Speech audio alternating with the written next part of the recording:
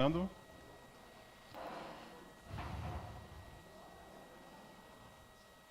Feliz Páscoa para todos vocês.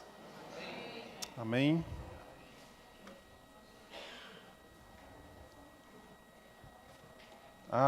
Na Bíblia, antes de entrar na mensagem, na Bíblia a gente vê que Jesus ele orou pelos seus discípulos. E ele diz para Deus o seguinte: Senhor, eu não rogo para que o Senhor os tire do mundo, mas que o Senhor os livre do mal. Porque a gente precisa estar aqui. Jesus não prometeu que iria nos livrar de algumas circunstâncias difíceis e delicadas da vida. Mas a oração de Jesus faz efeito na vida dos seus.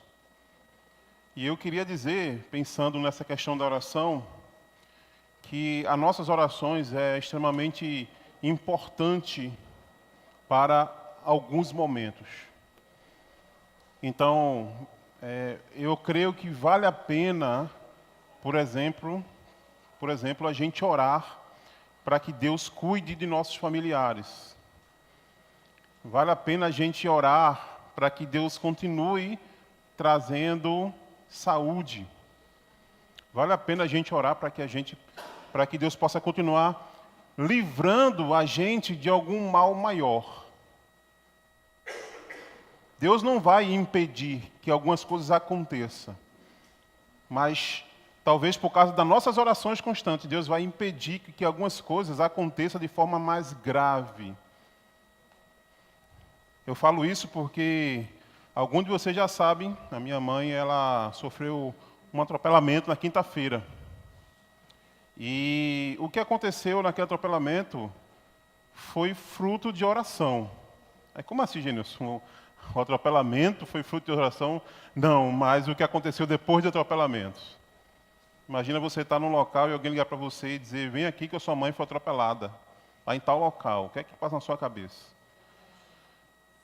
Quando a pessoa diz assim, pode ficar tranquilo. Normalmente as pessoas falam, não, fique tranquilo. Então eu saí de moto, fui até lá, na minha mente, eu tinha uma visão da minha mãe no chão, ensanguentada, talvez até morta, talvez com vários ossos quebrados. E quando eu cheguei lá, aquela multidão de gente em volta, eu cheguei junto dela e eu percebi que não tinha sangue no chão, não tinha ossos expostos, né? E o que aconteceu com ela ali, com certeza foi fruto de milagre.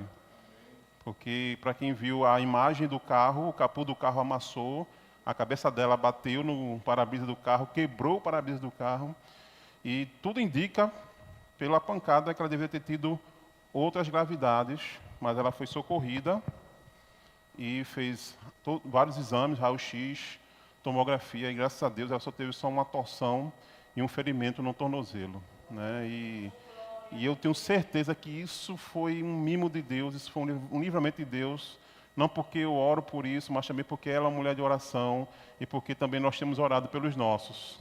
Então vale a pena a gente continuar orando pelos nossos familiares, pelas pessoas, para que Deus, nesses momentos, talvez Ele não vá impedir que aconteça, mas que Ele evite um mal maior. Vale a pena orar. A oração tem poder. A oração move aí as mãos de Deus. Amém? Gente, queria entrar na mensagem de hoje perguntando para você. Na verdade, eu não vou perguntar dessa vez, né? Ou talvez eu vá perguntar, mas você sabia, uma curiosidade, você sabia que o jeito de você andar, o jeito de você caminhar, não sei se você já se viu caminhando, dificilmente a gente se vê caminhando, né? A gente só se vê se caminhando quando alguém filma a gente, né? É difícil, porque a gente está andando aqui e a gente não sabe o jeito que a gente anda, né? E quando alguém filma a gente assim, poxa, eu ando desse jeito. Então, o jeito de a gente andar e caminhar denuncia de quem nós somos filhos. Você sabia disso? O jeito de andar pode até mesmo denunciar de quem você é neto, né? De quem é neto. Por exemplo, quem vê Emanuel andando, vai saber que ele é neto de Seu Biruca, né? Para quem conheceu Seu Biruca, ele anda igualzinho a Seu Biruca. Eu olho para algumas pessoas aqui, e algumas pessoas andam igualzinho a mãe, andam igualzinho o pai. E existe várias formas de andar. Existem vários modos da gente caminhar. E qual é que se assemelha com o seu modo de caminhar? Pensando aí nesse vídeo. Pensando nesse vídeo.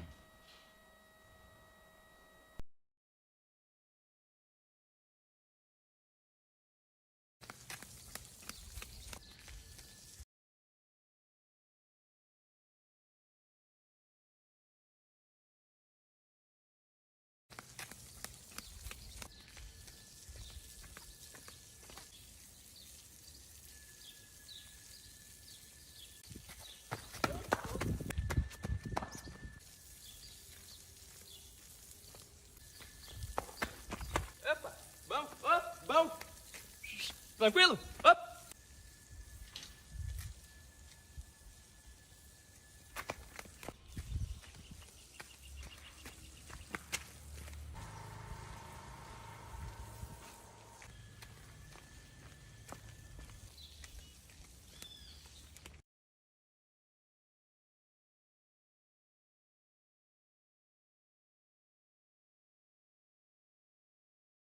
Inicia no mês de abril uma nova série.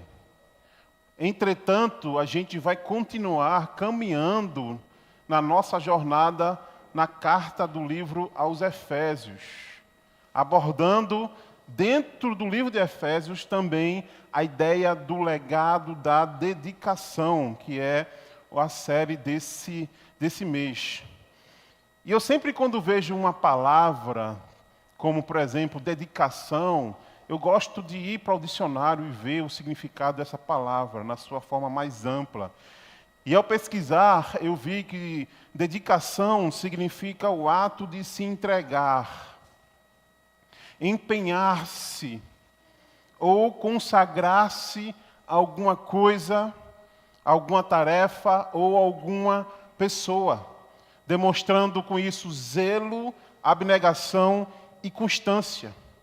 Dedicação significa compromisso contínuo com algo ou com alguém. Se você for pensar na história da humanidade, você vai lembrar de várias pessoas que ficaram notáveis pela forma como elas dedicaram a sua vida para uma causa. Pessoas que deixaram legados fantásticos de dedicação, como, por exemplo, Malala, que dedicou a sua vida em prol da educação de crianças no Oriente Médio. O próprio Gandhi, Martin Luther King, Albert Einstein, em suas áreas específicas, foram homens e mulheres que deixaram legados, que estão deixando legados, por se dedicar em alguma área específica. Mas a proposta dessa série, a proposta da mensagem de hoje, é de desafiar a gente a deixarmos um legado de dedicação, sobretudo para Deus. Esse é o nosso grande desafio, deixar um legado de dedicação a Deus. A mensagem de hoje é dedicados a Deus. E para trabalhar essa temática, a gente vai percorrer o texto de Efésios, capítulo 5, do versículo 1 até o 21. E eu quero já de antemão avisar vocês que eu não vou trazer o texto para os slides, para a apresentação aqui na frente. Por isso eu queria que você acessasse, abrisse, ligasse a sua Bíblia aí em Efésios capítulo 5, versículo 1 até o 21, porque a gente vai caminhar por esses versículos. Eu vou precisar da compreensão e da ajuda de vocês. Eu não vou ler todos os capítulos, todos os versículos agora, porque a partir do momento que a gente for caminhando nas explicações, a gente vai destrinchando os versículos e lendo os versículos a partir da mensagem se desenvolve. Então, pensando em dedicados a Deus, eu penso que ser dedicado a Deus é andar, de que ser dedicado a Deus é a gente poder imitar a Deus em 4 modos de caminhar. 4 formas de caminhar que a gente pode encontrar aqui nesse capítulo 5 de Efésios. O primeiro modo de a gente dedicar a Deus, caminhando como Deus, é a gente andando em amor. Versículo 1 e versículo 2, que diz: portanto, sejam imitadores de Deus, como filhos amados, e vivam em amor, como também Cristo nos amou e se entregou por nós, como oferta e sacrifício de aroma agradável e suave. Bona pregou sobre o capítulo 4, e após o apóstolo Paulo falar de como devem ser os deveres dos filhos de Deus, Paulo agora vai iniciar o capítulo 5 dizendo como ou o que devemos imitar a Deus. Como devemos imitar a Deus? E ele vai dizer que a gente precisa imitar a Deus como filhos amados. Você é filho amado de Deus? Então você deve anseiar imitar o próprio Deus. Mas de que forma a gente deve imitar a Deus? Segundo o texto, Paulo vai especificar: andando em amor, vivendo em amor. Olha, todos nós sabemos que a gente vive numa geração dos influencers digitais, que são pessoas admiradas por muitos, são pessoas imitadas por muitos dos seus seguidores. Em certos aspectos, eu acho até legal alguns influências digitais. Inclusive, a gente tem, aqui na igreja a gente tem, né? Influência digital. Eu acho até legal a gente imitar alguns deles quando, sobretudo quando eles têm bons princípios, quando eles têm boas condutas. Mas olha, independente de quem seja, no final das contas, a gente vai estar imitando criaturas. E criatura é sujeita a erros, é sujeito a pecados, é sujeito a falhas, é sujeito a escândalo. E quando a gente vive uma vida imitando pessoas como essas, a gente pode também correr o risco de cometer também os erros dessas pessoas, porque elas são criaturas. Quando, na verdade, a Bíblia diz que aqueles que são filhos amados de Deus, eles precisam não imitar as criaturas, mas imitar o Criador. E esse Criador, Ele nos amou. Esse Criador, diz a Bíblia, que Ele é o próprio amor. E Ele é a fonte de todo amor. Paulo vai dizer para nós aqui no texto como nós devemos amar uns aos outros. Como devemos imitar Deus nesse processo de amor uns com os outros. Ele vai dizer como é que tem que ser esse tipo de amor. Ele vai dizer aqui que é como Cristo nos amou. Qual é o nosso padrão de amor pelo outro?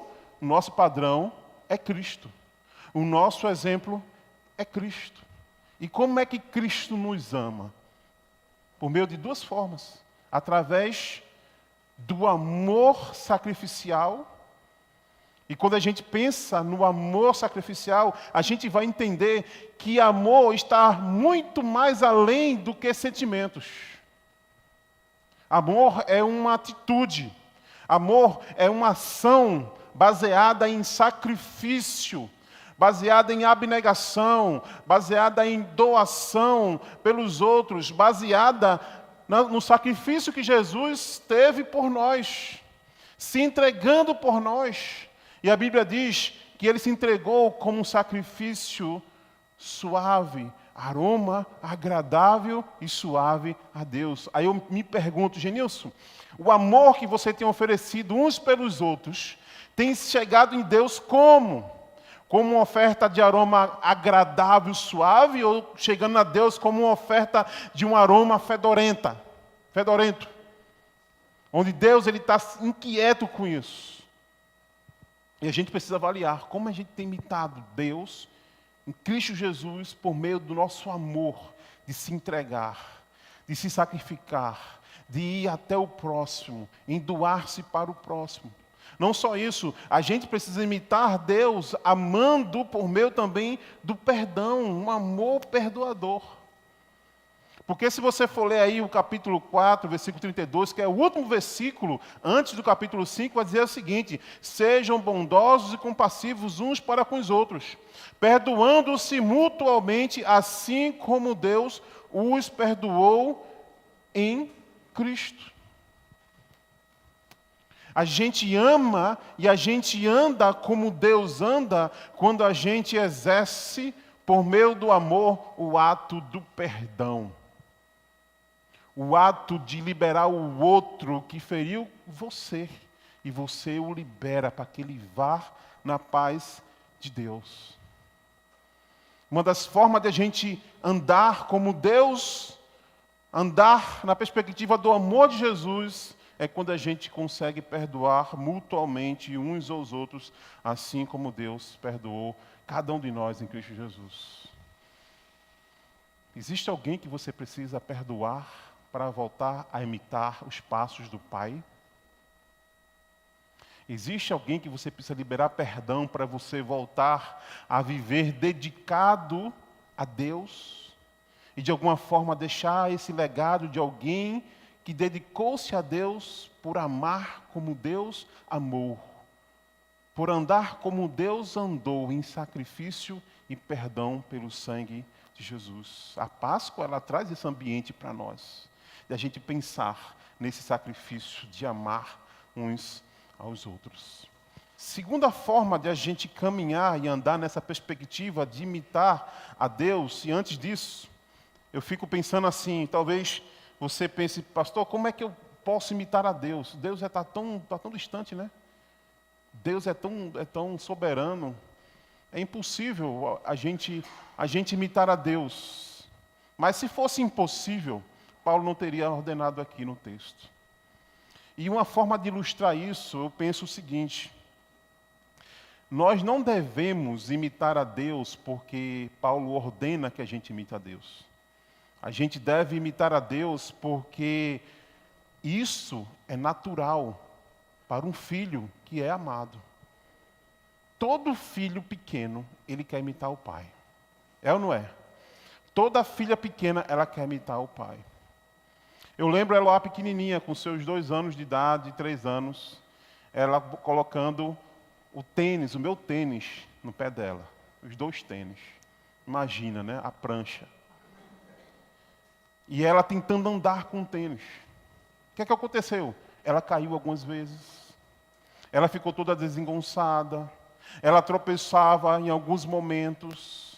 Mas o que de fato ela queria ali? Ela queria imitar os passos do pai. Ela queria ser igual o pai. Em alguns momentos a gente não vai acertar o tempo todo. Em algum momento a gente vai tropeçar, a gente vai falhar, a gente vai ficar meio desengonçado. Mas a ideia de Paulo é que chegará o momento que a gente vai alcançar uma maturidade em Cristo Jesus. E a gente vai poder demonstrar em nossas ações e na nossa forma de caminhar o verdadeiro amor de Deus em Cristo Jesus, nas nossas vidas, na vida de outras pessoas. Por isso que é possível a gente andar em amor, assim como Deus amou.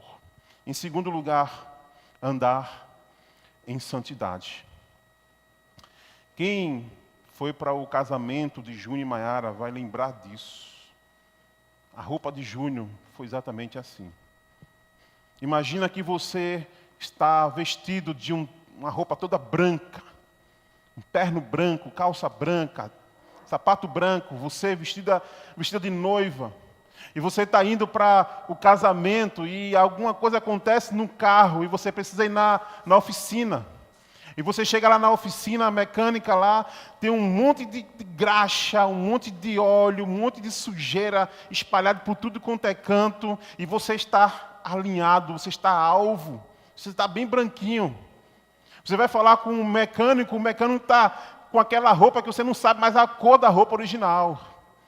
Porque ele usa a roupa, tira e não lava. Amanhã ele usa de novo, a roupa está cheia de poeira, cheia de graxa, cheia de... os ajudantes mecânicos da mesma forma. A minha pergunta é, você ficaria à vontade nessa oficina? Sim ou não? Com certeza não ficaria. Você iria abraçar o mecânico? Iria, Heró, abraçar o mecânico? Que preconceito, Heró. Se o mecânico fosse alguém simpático, meu amigo, me dê um abraço. Você, Douglas, iria sentar-se ou se encostar em qualquer lugar? Com certeza não. Com certeza não. Porque andar como filhos de Deus e se dedicar a Deus é a gente poder entender que tem coisas que não convêm mais para nós. E Paulo vai falar isso no versículo 3 até o versículo 7. Ele vai falar uma lista de coisas que são incompatíveis com os filhos de Deus. Ele vai dizer o seguinte: entre vocês não deve haver nem sequer menção de imoralidade sexual, como também nenhuma espécie de impureza e de cobiça, pois essas coisas são impróprias, não são impróprias para os santos. Não haja obscenidade, nem conversas tolas, nem gracejos imorais, que são inconvenientes, mas ao invés disso, ações de graça. Versículo 5, porque vocês podem estar certo disto, nenhum imoral ou impuro ou ganancioso que a idolatria tem herança no reino de Cristo e de Deus. Ninguém os engane com palavras tolas, pois é por causa dessas coisas que a ira de Deus vem sobre os que vivem na desobediência. Portanto, não participem com eles dessas coisas. Paulo traz para nós uma lista de coisas que são incompatíveis. Se você é filho amado, se você foi resgatado por Jesus, você não ficará à vontade dentro de uma oficina toda suja.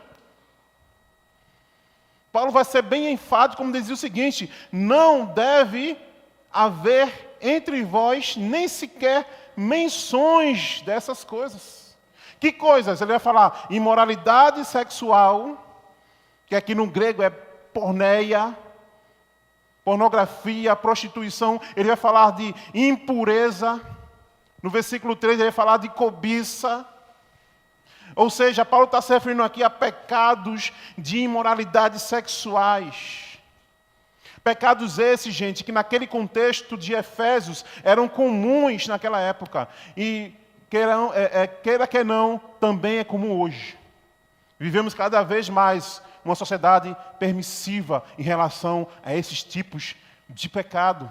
Mas ali Paulo está falando para uma sociedade, para uma cidade, onde a prática da imoralidade era muito comum.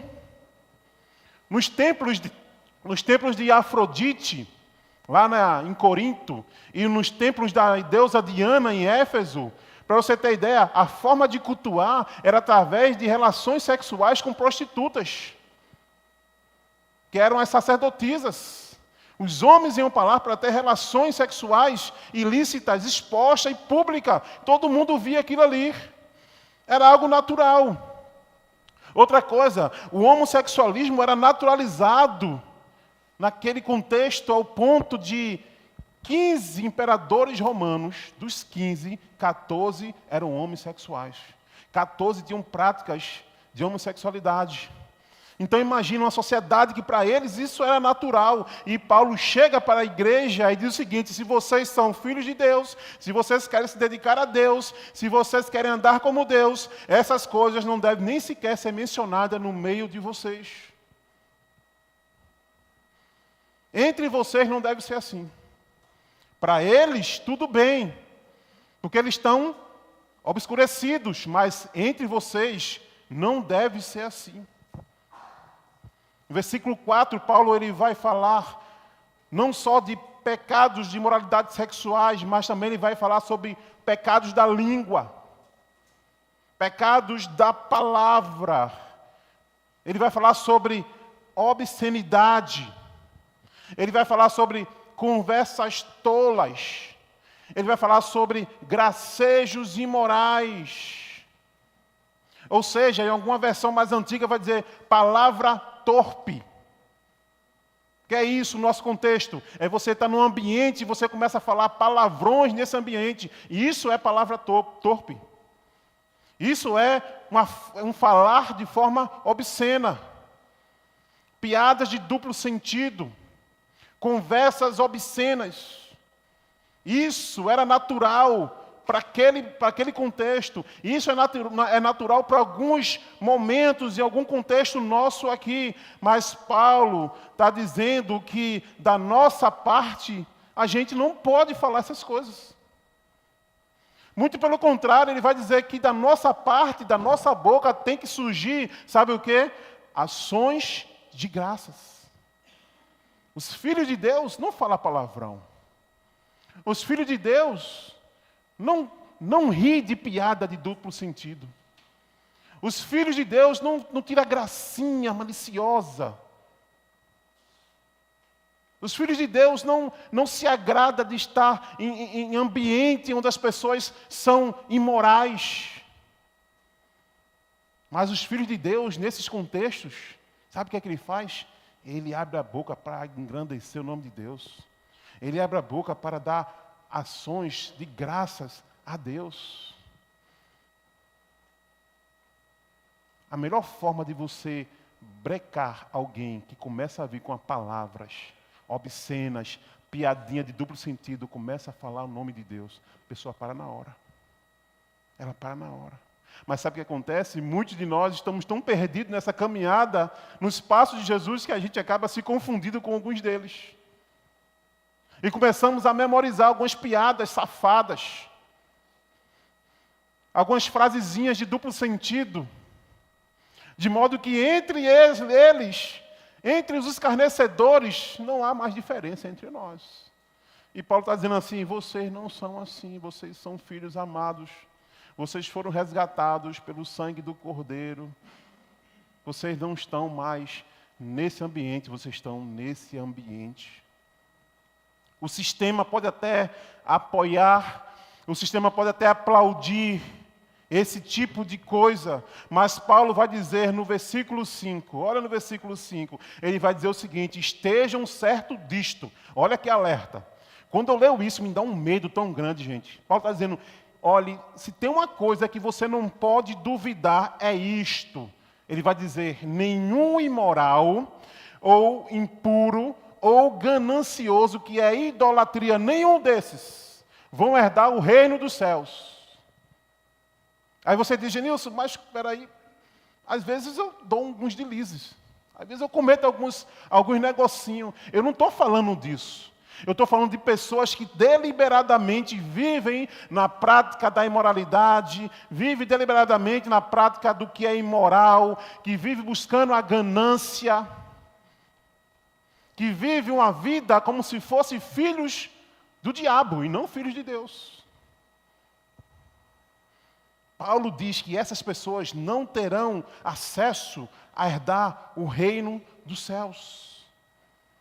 E ele diz: não deixe se enganar quanto a essas coisas. Porque se o mundo aplaude, tudo bem, mas diante de Deus, Paulo vai dizer: nenhum desobediente fugirá da sua ira. Deixa eu repetir: nenhum desobediente fugirá da ira de Deus. Fique certo disto. E isso traz para mim um peso de responsabilidade, de temor e de dever de ser de fato imitador de Deus. Imitador de Deus. Paulo então chega no versículo 7, ele vai dizer: portanto, não participem com eles dessas coisas. E eu quero parafrasear o versículo 7, pensando nessa ilustração, dizendo o seguinte: você pode até entrar dentro da oficina. Pode ou não pode? Você pode até apertar a mão do mecânico. Pode ou não pode? Pode apertar a mão. Mas você não vai abraçar o mecânico. Você não vai se você não vai se deitar no chão e se encostar em qualquer lugar, porque você tem uma santidade a ser preservada e você entende isso. Paulo está dizendo o seguinte: você pode estar no meio dos pecadores, mas você não vai participar das suas obras. E você não vai ser cúmplice dos seus atos. Salmos capítulo 1, lembra? Bem-aventurado aqueles que não andam segundo o conselho dos ímpios, nem se assenta na roda dos escarnecedores. Nós precisamos estar no meio dos ímpios? Precisamos, mas isso não implica que a gente vai ser co-participante das obras dele. Muito pelo contrário, ali nós vamos fazer exatamente o contrário. O que vai sair da nossa boca são ações de graças ao Senhor. Então, em segundo lugar, precisamos andar em santidade. Terceiro, Paulo fala em andar na luz, versículo 8 até o versículo 14. Porque outrora vocês eram trevas, mas agora são luz no Senhor. Vivam como filhos da luz, versículo 9. Pois o fruto da luz consiste em toda bondade, justiça e verdade. E aprendam a discernir o que é agradável ao Senhor. Versículo 11. Não participem das obras infrutíferas das trevas. Antes, exponham-nas à luz. Porque aquilo que eles fazem em oculto, até mencionar é vergonhoso. Mas tudo o que é exposto à luz torna-se visível, pois a luz torna visível todas as coisas. Por isso é que foi dito: desperta, ó tu que dormes, levanta-te dentre os mortos e Cristo resplandecerá sobre ti. Quem é dedicado a Deus sabe que agora é uma nova criatura. Quem é dedicado a Deus sabe que agora, depois de Cristo, ele tem uma nova identidade. E mais uma vez, Paulo vai trabalhar os contrastes aqui. Ele vai dizer, olha, no passado vocês eram o quê? Trevas. Mas agora vocês são o quê? Luz no Senhor. Perceba muito bem a mudança de identidade que existe naqueles que são filhos de Deus. Ele sai de uma condição de trevas para uma condição de luz. E esse andar como filhos da luz, ele precisa revelar algumas ações, como por exemplo, precisa produzir fruto.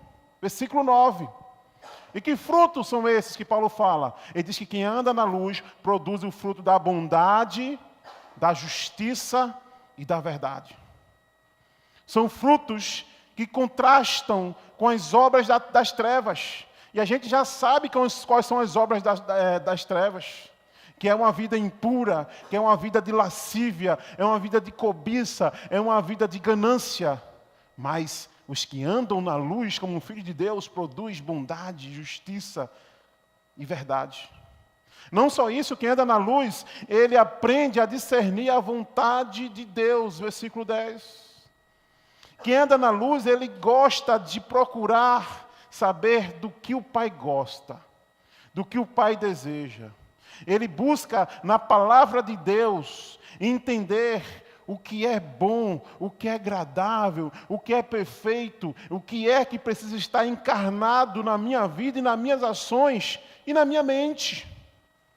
Então ele procura discernir qual é a vontade de Deus para a sua vida e ele anda na perspectiva dessa vontade. Não só isso, quem anda na luz também, ele precisa expor os pecados, versículo 11 até o versículo 13. Não basta só ser luz debaixo da mesa, debaixo da cama, escondido. Jesus falou sobre isso. Não basta ser luz escondida. Nós devemos, como luz, tornar visível as obras das trevas. Nós devemos, com a nossa luz, de alguma forma, condenar o pecado, expor, segundo Paulo, aquilo que em oculto é até vergonhoso falar. Gente, tem coisas que acontecem por aí que a gente não tem noção. Que se alguém chegasse aqui e falasse, você não iria acreditar. Por exemplo, quem navega na internet sabe que na internet existe a dark web, que é a internet negra, a internet escura, as trevas da internet. Quem entra lá sabe que vai encontrar coisas que até Deus duvida. Coisas que até mencionar é escandaloso. é escandaloso. Mas quem é filho de Deus anda na internet iluminada. Anda com a bondade, a justiça e o fruto. Eu não estou dizendo para vocês que agora a gente vai ser juiz dos pecadores. Ser luz não é você apontar o dedo para o pecador e dizer assim, você vai para o inferno, porque você é um pecador miserável, porque você é um adúltero, porque você é isso, você é aquilo. Eu não estou falando isso não, mas estou dizendo que Paulo diz para nós aqui que nós precisamos, por meio da nossa luz, mostrar para essas pessoas aonde é que está a sujeira na vida delas. Aonde é que está danificado na vida dela. E apontar para essas pessoas o caminho de Jesus. Assim como fizeram comigo em 1999. Alguém apontou para mim a minha sujeira. Alguém apontou para mim o meu pecado, acendeu a luz. E quando eu olhei, misericórdia, que imundícia, eu preciso sair daqui. E quem foi que me tirou de lá? Jesus. E Jesus usou aquela pessoa para me iluminar o caminho e eu chegar até Ele. Outro fruto de andar na luz é ser um despertador. Versículo 14. Ser despertador é levar os que estão em trevas a entender que, por causa do pecado, eles estão dormindo. Por causa do pecado, eles estão mortos. E Paulo fala isso no capítulo 12, vai trabalhar isso. Ele diz aqui, olha, desperta, ó tu que dormes, levanta-te dentre os mortos. Quem está nas trevas está dormindo. Quem está nas trevas está morto nos seus próprios pecados e delitos. Mas nós temos o dever de andar na luz, e andar na luz significa despertar essas pessoas para dizer que Cristo, Ele tem o poder de nos despertar do sono profundo do pecado. Cristo tem o poder de nos ressuscitar dos mortos. E Cristo tem o poder de nos transportar das trevas para a sua maravilhosa luz. Desperta o tu que dormes, porque Cristo resplandecerá sobre ti. Sobre ti. Que a nossa vida de dedicados ao Senhor possa ser tão iluminada ao ponto de a gente despertar cada um que está em trevas do seu sono profundo e do seu pecado mortal. Amém? Quarto e último, forma de a gente imitar a Deus e dedicar-se a Deus é andar em sabedoria. Versículo 15 até o versículo 21, Paulo vai falar que andar em sabedoria implica para nós duas ações que eu queria dividir aqui. A primeira ação é a gente redimir o tempo. Redimir o tempo. Tenha cuidado, versículo 15, tenha cuidado com a maneira que vocês vivem. Que não seja como insensatos, mas como sábios, aproveitando o máximo cada oportunidade, porque os dias são maus. Portanto, não sejam insensatos, mas procurem compreender qual é a vontade do Senhor. Olha, Paulo, ele diz e manda a gente remir o tempo. O que é que significa remir o tempo? A palavra remir significa comprar de volta. Significa resgatar, ou seja, nós precisamos em Cristo Jesus ter sabedoria, e ter sabedoria é você saber comprar o tempo de volta. Comprar o tempo que foi perdido, o tempo que foi desperdiçado, o tempo que foi roubado, como acontece com os insensatos. Os insensatos que estão vivendo nas trevas estão perdendo o seu tempo. A vida vai passando, até que se acaba. E ele não deixou nada de significativo para a sua família, para a comunidade, para a sociedade. Mas quem é filho de Deus sabe remir o tempo, ele sabe contar o tempo. E Paulo vai dizer esses três motivos que devemos andar como sábios em relação ao tempo. Ele vai dizer porque a vida é curta. A nossa vida é curta, gente. A gente está aqui hoje, nessa mensagem, nesse culto, mas amanhã a gente não pode estar mais aqui. A gente está aqui hoje bem saudável, amanhã a gente pode ter um diagnóstico de câncer ou coisa parecida. É só você parar para pensar, que idade você tem hoje? E lembrar como passou rápido, porque a vida é curta. A vida é curta. A gente precisa comprar o tempo de volta e andar como sábios, porque os dias também são maus. Versículo 16.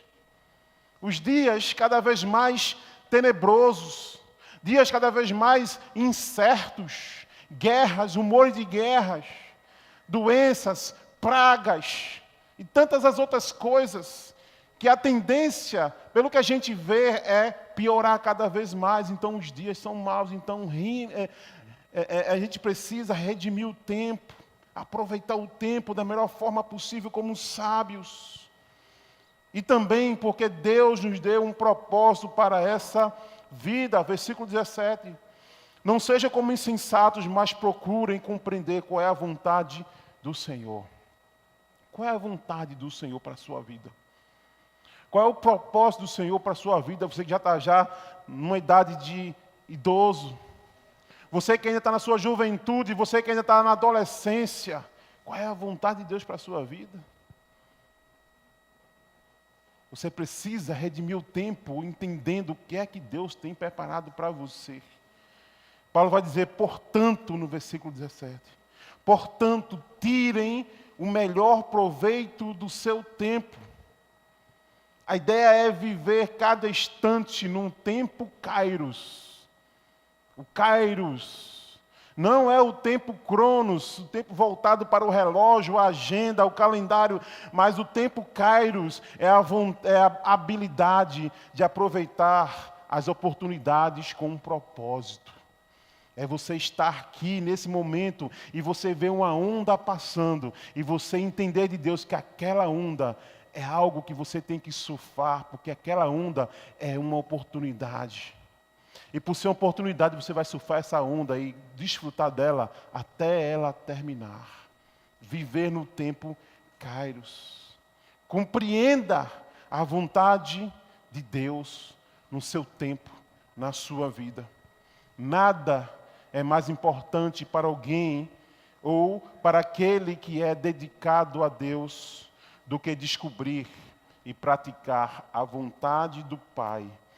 Viver o tempo kairos no centro da vontade do Pai. Da vontade do Pai. E segundo, Paulo também fala que andar em sabedoria é ser cheio do Espírito Santo, versículo 18 até o versículo 20. Mais uma vez, Paulo, ele vai fazer um contraste aqui. Ele vai falar sobre aqueles que se embriagam com vinho e aqueles que são cheios do Espírito Santo. Aqueles que se embriagam com vinho, eles vão desfrutar da libertinagem. Eles vão desfrutar das obras das trevas que vão ser despertadas na sua carne. Mas aqueles que se enchem do Espírito Santo, Paulo vai dizer que esse será levado a andar como Deus, a andar como Jesus. Ele vai ser levado a andar em comunhão. Ele vai dizer, falando entre vós, ele vai dizer, falando entre vós, a gente vai começar a se comunicar uns com os outros. Edificação mútua. Não só isso, vai nos levar a ter uma vida de adoração. Quem está cheio do Espírito Santo vive cantando salmos, hinos e cânticos espirituais, ao invés de palavras torpes e indecentes. Quem anda no Espírito Santo, cheio do Espírito Santo, vive na gratidão, dando graças constantemente ao Pai por meio de Jesus. E por último, Paulo vai dizer que aquele que é sábio, que busca ser cheio do Espírito Santo, ele vive na submissão. O que é que significa isso? Ele reconhece a autoridade do outro, a autoridade do seu irmão. Ele reconhece a autoridade da sua igreja. Ele sabe que ele não é um filho único, ele faz parte de uma família grande, imensa, e que ele precisa desses irmãos em Cristo para poder caminhar como dedicado a Deus. Ele precisa do corpo de Cristo para caminhar como Deus. E por isso ele se sujeita a cada um e a igreja de Jesus. Amém, irmãos? Essas são as formas mais lindas e sublimes de andarmos como filhos dedicados ao Senhor. Como é que a gente anda? Primeiro, andar em amor, que é a identidade, porque nós somos filhos amados de Deus. Andar em santidade, e isso implica renúncia da nossa carne, porque nós somos diferentes dos filhos das trevas. Andar na luz, dando testemunho de Cristo para as pessoas, e andar em sabedoria, na plenitude do Kairos de Deus e na plenitude do Espírito Santo de Deus. Eu queria concluir a minha mensagem. E na minha conclusão eu queria trazer algumas perguntas, mas são perguntas reflexivas. Perguntas que nos levam a indagar o que eu preciso fazer para poder ser alguém dedicado a Deus. O que eu preciso fazer para deixar um legado de alguém que não imitou influência digital, não imitou pessoas deste mundo, mas que imitou sobretudo Deus. Queria trazer algumas perguntas para vocês. Primeira, se alguém lhe observasse por uma semana, suas ações, palavras, escolhas, elas diriam que você é filho de quem? Alguém escondido, um espião, vai lhe espionar durante uma semana e ver tudo que você faz, diz. No final das contas, ela diria que você é filha de quem? Ou filho de quem? Nossas atitudes revelam o caráter de Deus ou revelam a natureza do mundo? Outra pergunta, existe alguma coisa hoje que você tem evitado expor à luz de Cristo? Existe alguma pontinha de trevas que você está escondendo dentro de você, sendo você luz? E você está com medo de expor isso, para que Jesus ilumine e te ajude a se livrar disso? Existe alguma coisa? Existe alguma coisinha escondida da luz que você está colocando na escuridão, quando na verdade isso tem te incomodado, porque isso não é compatível com a tua natureza? Porque a tua natureza é que você é a luz de Cristo. Outra pergunta. Sua presença no trabalho, na escola, na família, na vizinhança, incomoda as trevas ou você se esconde com medo de ser perseguido? Você está lá, mas você está disfarçado, escondidinho, porque você não quer ser identificado como filho de Deus e você esconde a sua luz, porque você não quer ser perseguido. Será que nós estamos sendo um despertador? Sabe aquele despertador chato, de manhãzinha cedo, que você procura o celular e não consegue achar, mas não consegue deixar tu dormir? E você tem que acordar de todo jeito. Você tem sido esse despertador para algumas pessoas que você anda com ela e aquela pessoa fica o tempo todo incomodada, porque de alguma forma as suas atitudes faz ela pensar em Deus, faz ela refletir sobre as suas ações, os seus pecados, a sua vida depois da morte. Será que nós temos sido um despertador? Ou nós estamos sendo um sonífero para as pessoas? Nós estamos deixando as pessoas dormirem mais sossegadas nos seus pecados. Outra pergunta. Como você tem administrado o seu tempo? Como você tem administrado o seu tempo? Vocês que são adolescentes e jovens estão aqui. Logo, logo você chegará aos 60 anos de idade. Vai ser assim, ó. Piscar. É ou não é, Bona? Assim, ó. Como você está administrando o seu tempo hoje? Para que quando você chegar aos seus 60, 70, 80, você olhar para trás e dizer assim: Senhor, obrigado porque eu aproveitei cada momento como o Senhor queria que eu aproveitasse. Obrigado porque eu posso olhar para trás e posso pensar e saber, eu deixei marcas, deixei legado na vida de pessoas. Mesmo que eu parta agora, eu estou partindo dentro do Kairos de Deus, dentro do tempo oportuno de Deus. A última pergunta. De que ou de quem você tem se embriagado? Você tem se embriagado do Espírito Santo? Ou você tem se embriagado com as coisas insensatas e impuras deste mundo?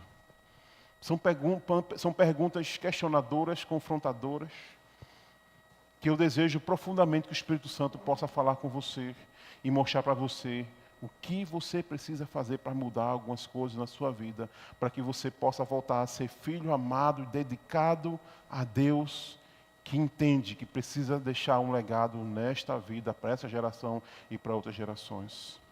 Eu encerro minha mensagem trazendo essa frase, dizendo para todos que o nosso legado para essa e para outras gerações dependerá do quanto nós dedicaremos nossas vidas a Deus.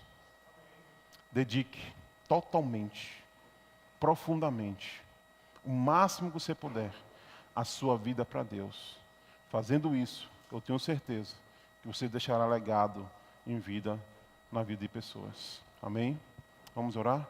Senhor, obrigado por essa mensagem tão importante. Obrigado por esse texto tão confrontador do apóstolo Paulo.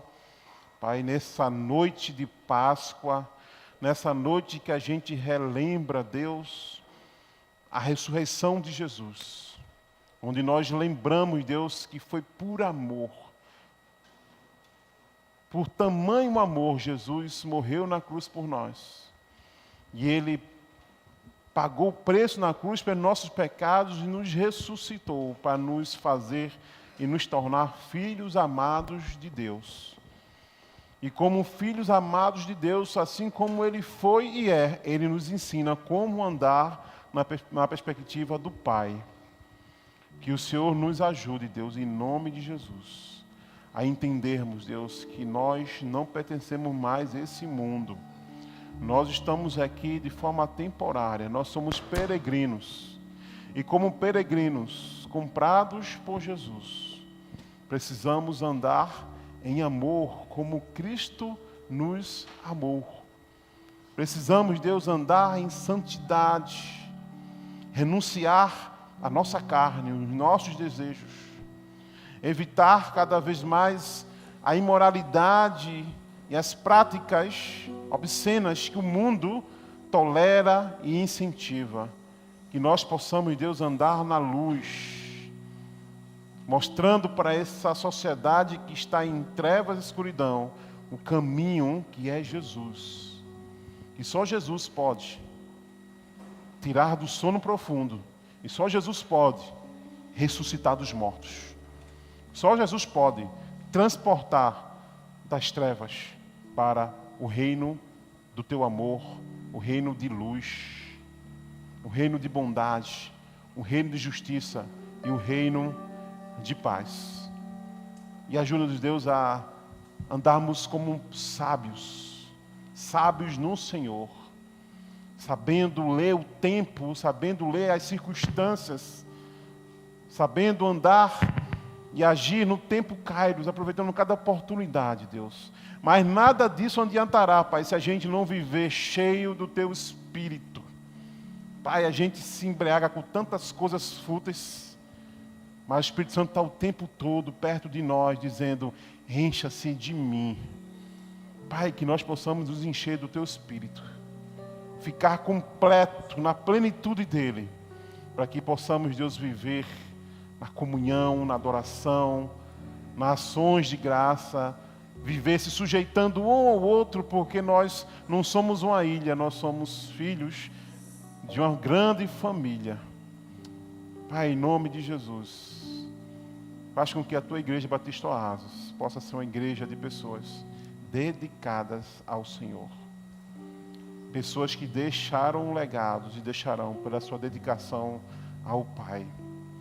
Que essas perguntas que foram colocadas aqui nos confronte e nos leve a uma mudança de comportamento em áreas que o Senhor quer que a gente mude. Tudo isso vai acontecer não por nosso bel prazer, mas para a Tua honra, para a Tua glória, em nome de Jesus. Amém. Amém.